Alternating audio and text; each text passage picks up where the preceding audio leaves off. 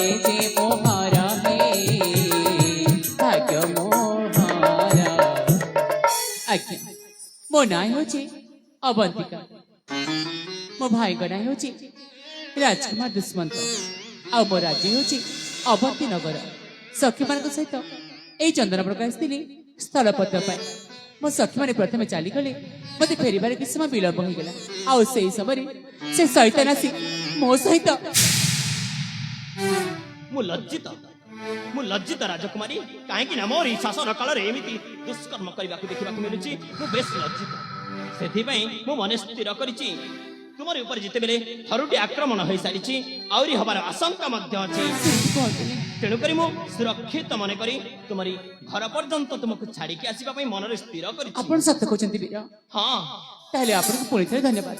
ବିଳମ୍ବ କରନ୍ତୁନି, ଚାଲନ୍ତୁ ମୋ ଭାଇଙ୍କ ପାଖେ ମୁଁ ଛାଡ଼ିଦେବି। ମୋତେ ଧନ୍ୟବାଦ ଦେଇ ଲଜ୍ଜିତ କାହିଁକି କରୁଛନ୍ତି? ଏଇଟା ଗୋଟେ ରାଜାର ଧର୍ମ, ନାରୀମାନଙ୍କୁ ସୁରକ୍ଷା ଦେବା। ତେବେ ଚାଲନ୍ତୁ ଅବିଳମ୍ବେ ଚାଲିଯିବା ତୁମରି ରାଜ୍ୟକୁ। ତାହେଲେ ଯିବା।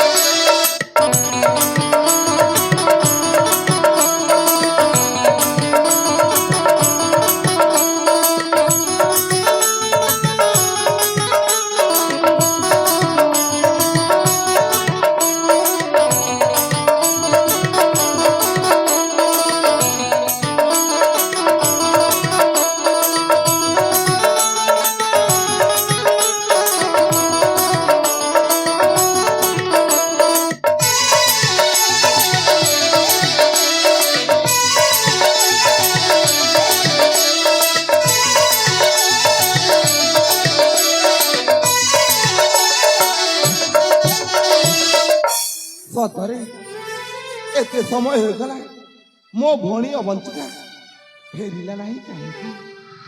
ବାଟରେ କେଉଁଠାରେ ଅଘଟଣା ଘଟି ନହୁନ୍ତୁ। ନା ନା, ଏ ମୁଁ କ'ଣ ଭାବି ଯାଉଛି? ହେ ପ୍ରଭୁ ଜଗତର ନାଥ ଜଗନ୍ନାଥ, ତୁମେ ଆଖା ସାହା ଭରସା ପ୍ରଭୁ, ତୁମେ ଆଖା ସାହା ଭରସା। ମୋ ଭଉଣୀକୁ ଭଲରେ ଫେରେ ଆଣିଦିଅ ପ୍ରଭୁ, ଭଲରେ ଫେରେ ଆଣିଦିଅ। ଆପଣଙ୍କ ପାଖରେ ଭାଇ ଭାଇ ଆରେ ପାଗିଲି, ଏତେବେଳେ ଯାଏ ତୁ କୋଉଠି ଥିଲୁ ଭଉଣୀ? ଭାଇ ଭଉଣୀ ମୁଁ ତ ଅରଡ଼ିକୁ ଯାଇଥିଲି। ହଁ, ଫେରିବା ସମୟରେ ମତେ ଟିକେ ବିଳମ୍ବ ହୋଇଗଲା। ଆଉ ସେଇ ସମୟରେ ଜଣେ ଶୈତାନ ଆସି ମୋ ସହିତ ତୋ ସହିତ ଦୁଷ୍କର୍ମ କରିବାକୁ ଚେଷ୍ଟା କରିଥିଲା। ହେଲେ ଭଉଣୀ ତୋର କିଛି ହେଇନାହିଁ ତ ଲୋ? ନାଇଁ ଭାଇ, ଭଗବାନଙ୍କ ଦୟାରୁ ଜଣେ ଭଲ ମଣିଷ ଆସି ସେ ମତେ ବଞ୍ଚେଇ ଦେଇଛନ୍ତି। ଭଲ ମଣିଷ ଆସି ତତେ ବଞ୍ଚେଇ ଦେଇଛନ୍ତି? ହଁ ଭାଇ। କିଏ ଭଉଣୀ? ଭାଇ ସେ ମୋ ଛାଡ଼ିବା ପାଇଁ ମୋ ସହିତ ଆସିଛନ୍ତି। ତାଙ୍କର ଭିତରକୁ ଡାକିଦେ, ଶୀଘ୍ର ଡାକିଦେ। ଆଜ୍ଞା ଆଜ୍ଞା, ଶୁଣୁଛନ୍ତି? ଟିକେ ଭିତରକୁ ଆସିବେ। ଭାଇ ସେ ଆସିବେନି। ଆଜ୍ଞା ସେ ହେଉଛନ୍ତି ମୋ ଭାଇ। ବନ୍ଧୁ? ହଁ ବନ୍ଧୁ। ଆପଣ ମୋ ଭଉଣୀର ଜୀବନ ବଞ୍ଚେଇଥିବାରୁ ମୁଁ ଆପଣଙ୍କୁ କ'ଣ କହି ଧନ୍ୟବାଦ ଦେବି ବନ୍ଧୁ, ମୁଁ ନିଜେ ବି ଜାଣିପାରୁନି। ବନ୍ଧୁ କହୁଛନ୍ତି, ପୁଣି ଧନ୍ୟବାଦର ଆବଶ୍ୟକ କ'ଣ ଅଛି? ଏଇଟା ତ ମୋ ଧର୍ମ। ଯେକୌଣସି ନାରୀ ପାଇଁ ମୁଁ ସୁରକ୍ଷା ଦେବା ପାଇଁ ତ ଏଇ ଚନ୍ଦନଗଡ଼ ରାଜ୍ୟରେ ରାଜା ହେଇଅଛି। ହେଲେ ବନ୍ଧୁ? ହଁ ବନ୍ଧୁ। ଆପଣଙ୍କ ପରିଚୟ କ'ଣ ମତେ କହିପାରିବେ କି ବନ୍ଧୁ? ପରିଚୟ? ହଁ ବନ୍ଧୁ। ମୁଁ ଚନ୍ଦନଗଡ଼ ରାଜ୍ୟର ଯୁବରାଜ, ନାମ ମୋର ବିକ୍ରମ ବଲିଆର। ପିତା ମୋର ବୀରଭଦ୍ର, ମାତା ମୋର ଦୁର୍ଗେଶ୍ୱରୀ। ଦୁର୍ଭାଗ୍ୟର ବିଷୟ ଏହା ଯେ ଜନ୍ମ କାଳରୁ ମା ମତେ ଛାଡ଼ି ଚାଲିଗଲେ ଆର ପାରିକୁ, ଆଉ ପିତା ମଧ୍ୟ ନାହାନ୍ତି। ଏହା ହେଉଛି ମୋ ପରିଚୟ। ହଁ ବନ୍ଧୁ, ମୁଁ ଆପଣଙ୍କ ପରିଚୟ ଶୁଣି ସାରିଛି, ଆଉ ବୁଝି ମଧ୍ୟ ଯାଇଛି। ହେଲେ ବନ୍ଧୁ ବନ୍ଧୁ ଆପଣ କ'ଣ ମୋର ଛୋଟିଆ ଅନୁରୋଧ ରଖିବେ? ନିଶ୍ଚୟ ରଖିବି, କାହିଁକି ରଖିବିନି? ତାହେଲେ ଶୁଣ ବନ୍ଧୁ, ମୁଁ କ'ଣ କହୁଥିଲି କି? କ'ଣ କହୁଥିଲେ ଆପଣ?